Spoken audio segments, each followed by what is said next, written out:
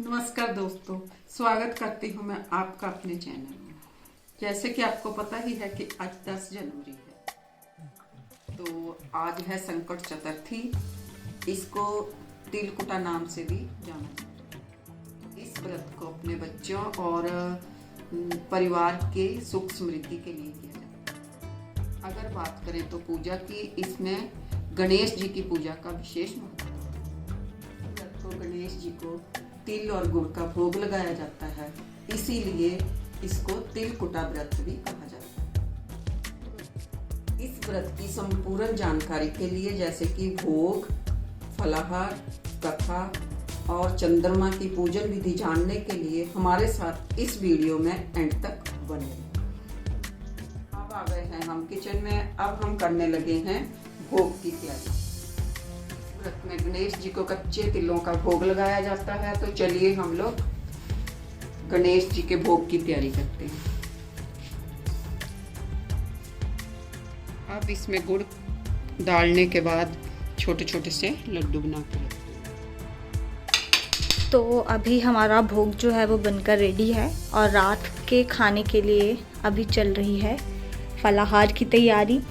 ये बनने वाले हैं हमारे नमकीन आलू और ये मीठे आलू, और बोल सकते हो आप आलू का हलवा। तो मम्मी ने यहाँ पे आलू मैश करके रख लिए हैं और ये इसमें डालने के लिए ड्राई फ्रूट्स, काजू, बादाम और नारियल।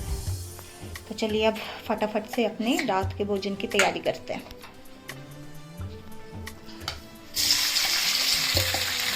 ये घी में आलू गए, अब इसे अच्छे से भून लेंगे।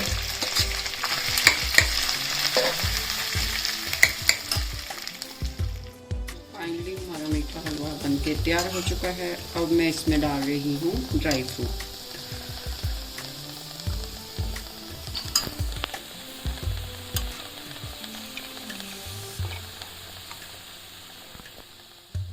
डाल दिए मेथे,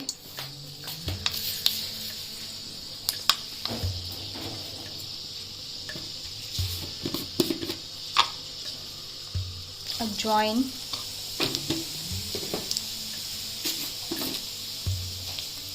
जीरा,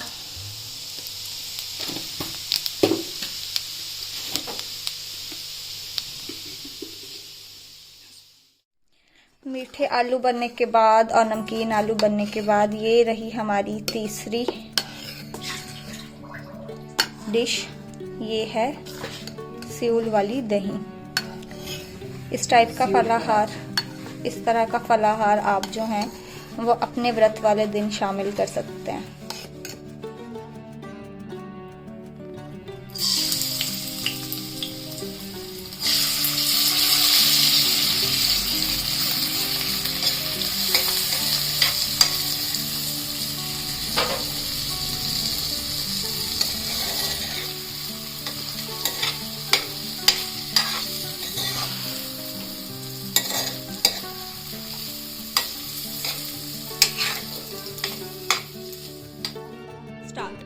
फलाहार और भोग बनाने के बाद अब बारी पूजन विधि की है। जैसे कि आप लोग वीडियो में देख पा रहे हैं, जो भी फलाहार बनाया गया है उसे एक थाली में निकाल लें और साथ ही एक पूजा की थाली तैयार कर लें। पूजा की थाली में फूल, ध्रुव, मौली, कुमकुम, चावल, तिल, सुहागी अर्पित करने के लिए रख लें।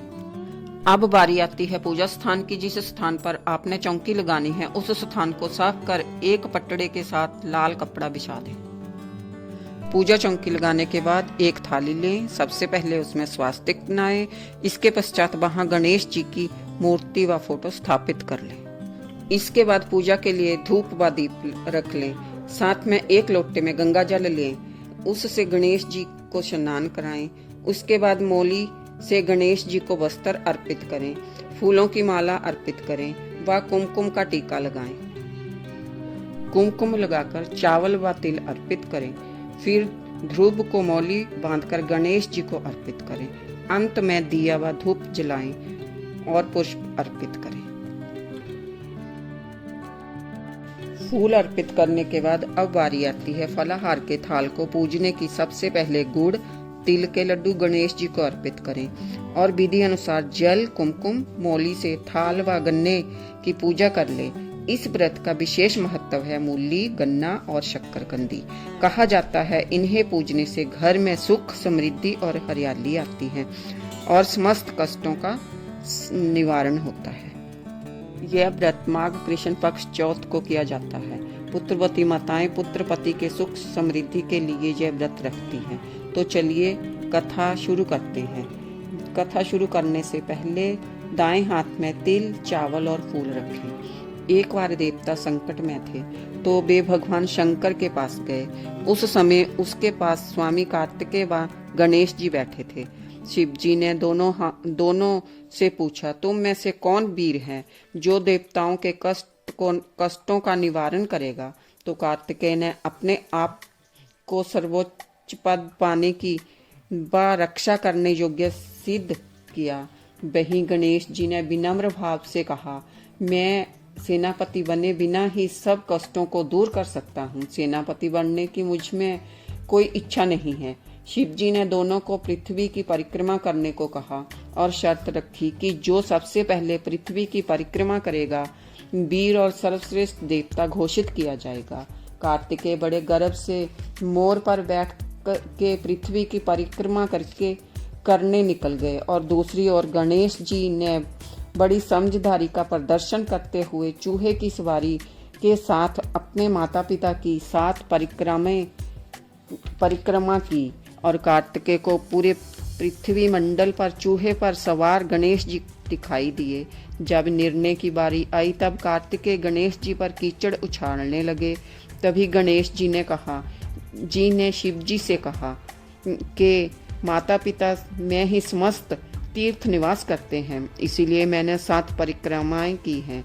इस बात को सुनकर सभी देवताओं और कार्तिकेय ने सर झुका लिया और शिव जी ने गणेश जी को आशीर्वाद दिया और कहा, त्रिलोक में सर्वप्रथम पूजा तुम्हारी होगी।